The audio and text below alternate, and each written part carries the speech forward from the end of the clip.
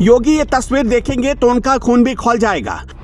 वो कौन है जो योगी के उत्तर प्रदेश में माहौल खराब करने की साजिश कर रहा है? वो कौन है जो हिंदुओं को अपमानित कर रहा है और डरा रहा है? यूपी के सीएम योगी आदित्यनाथ यूपी को लगातार भयमुक्त बनाने में जुटे हुए हैं, तो वहीं कुछ असामाजिक तत्वों को ये रास नहीं आ रहा। वो लगातार योगी को बदनाम करना चाहते हैं, कुछ ऐसी ओछी हरकत कर देते हैं जिससे सीएम योगी का खून खौल उठे। इन तस्वीरों को देखकर किसी को भी गुस्सा आ जाएगा।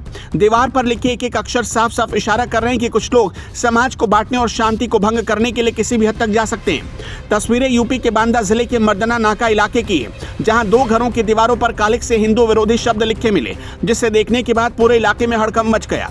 दीवारों पर बड़े बड़े अक्षरों में लिखा था, हिंदुओं घर खाली करो और भारत छोड़ो। जैसे ही घर वालों की नजर इस पर पड़ी वो डर गए, क्योंकि जिस इलाके में वो रह रहे हैं वहां हिंदुओं की आबादी बहुत कम है और वो एक मुस्लिम बाहुल्य इलाका है।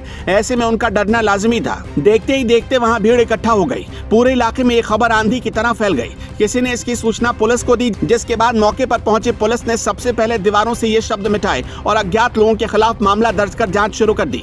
मुस्लिम बाहुल्य इलाके में अराजक तत्वों की इस हरकत ने कई सवाल खड़े कर दिए।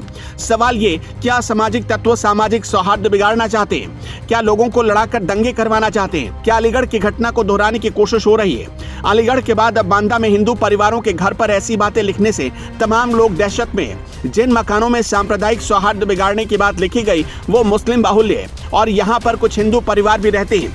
लेकिन ऐसी घटना ने एक बार फिर अलीगढ़ की याद को ताज़ा कर दिया है, जहां नूरपुर गांव में 100 से ज्यादा हिंदू परिवारों को पलायन के लिए मजबूर होना पड़ा था। आरोप था कि अलीगढ़ के नूरपुर गांव में विशेष समुदाय के लोगों के अत्याचार से परेशान होकर हिंदू परिवारों ने अपने घरों के बाहर दरवाजों और दीवारों पर मकान बिकाऊ है का पोस्टर लगा दिया था, जिसके बाद ये खबर पूरे देश में चर्चा का विषय बन गई थी। इस मामले में जैसे ही योगी आदित्यनाथ की सरकार आई, फौरन एक्शन लिया गया। तुरंत अधिकारियों की बैठक बुलाई गई और आरोपियों को चिन्हित कर उन पर सख्त कार्रवाई के निर्देश दिए गए थे, जिसके बाद अलीगढ़ में लगातार पुलिसिया कार्रवाई के बाद पलायन का सिलसिला थम गया था। लेकिन बांदा के मर्दना नाका इलाके में घटी घटना के पीछे जो बड़ी वजह निकलकर सामने आ रही है वो है प्रदेश में हो रहे निकाय चुनाव। दरअसल ये बात सामने आ रही है कि कुछ लोग वोटों का ध्रुवीकरण करने के लिए 2 समाज के लोगों में फूट डालने की कोशिश कर रहे थे, ताकि वोटों का ध्रुवीकरण हो और उनको फायदा मिले। लेकिन ऐसा करने वाले लोग भूल गए कि यूपी में योगी आदित्यनाथ की सरकार है और योगी इस तरह के मामले बर्दाश्त नहीं करते। सवाल ये भी उठता है कि सिर्फ चंद वोटों के लिए लोगों को लड़ाना कहां तक इंसाफ है।